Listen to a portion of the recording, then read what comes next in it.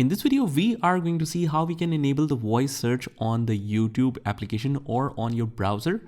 So you want to search directly with your voice. What you do is you go to the YouTube search, and next to it is the YouTube search with a mic.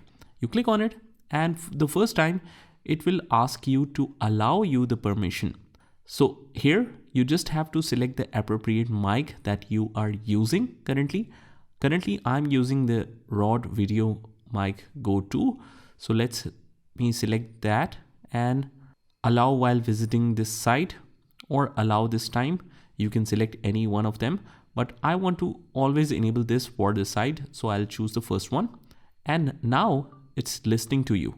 So as you write, you should be able to search it accordingly. And that is how you do it. I hope you found this video helpful, and if you did, hit the like button and subscribe to our channel, and I will see you in the next one.